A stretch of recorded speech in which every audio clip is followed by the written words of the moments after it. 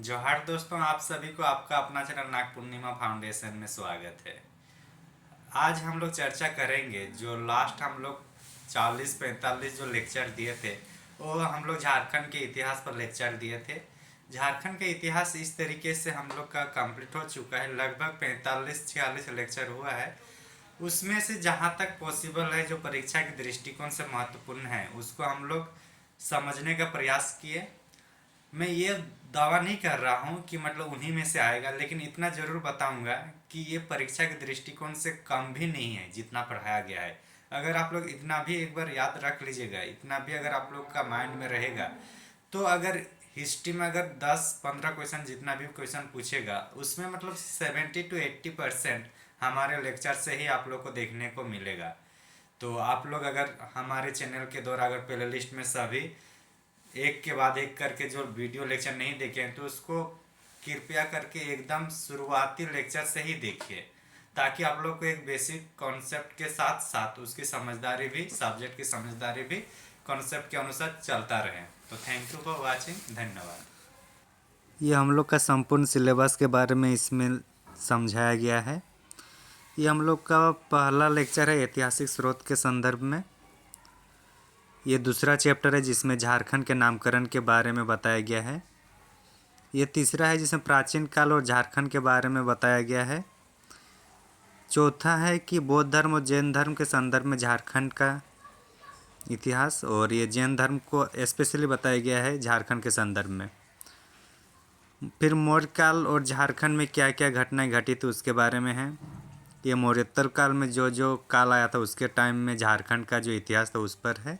ये गुप्त काल से संबंधित है, गुप्त काल और झारखंड का जो हम लोग का 8वां लेक्चर है।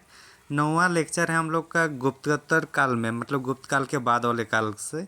10वां लेक्चर है पूर्व मध्यकाल और झारखंड के बारे में। उसके बाद मध्यकाल के बारे में कैसे पढ़ना है इसके बारे में चर्चाएँ की गई है।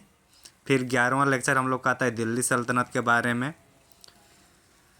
12वां लेक्चर है हम लोग का मुगल काल के बारे में, मुगल काल और झारखंड का क्या इतिहास रही है। फिर 13वां लेक्चर है कि उत्तर मुगल काल के दौरान झारखंड में क्या क्या हुआ उसके बारे में। फिर 14वां लेक्चर है क्षेत्रीय राजवंश मुंडा वंश के बारे में।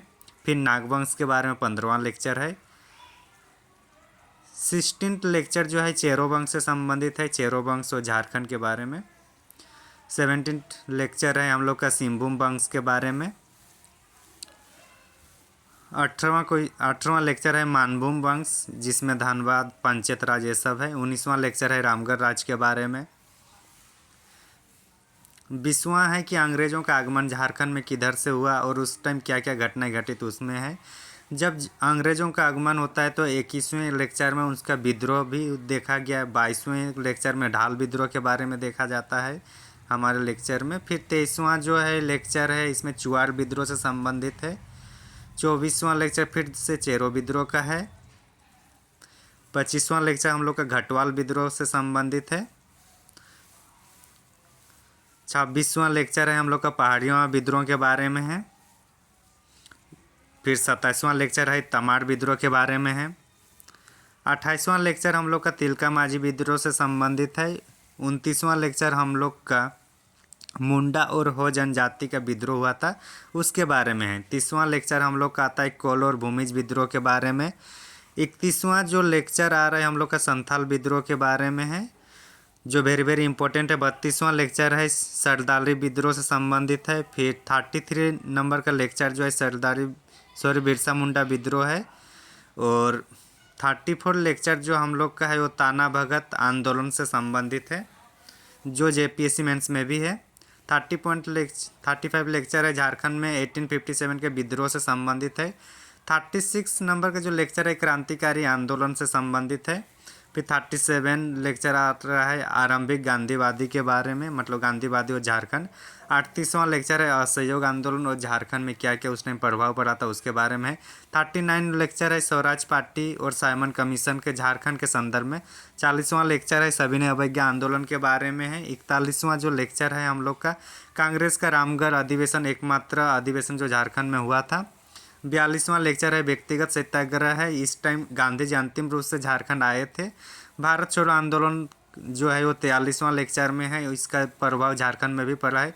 44वां लेक्चर है हम लोग का मजदूर आंदोलन से संबंधित, इसमें टिस्को वगैरह जहाँ पे भी मैनेजमेंट के लिए आया था।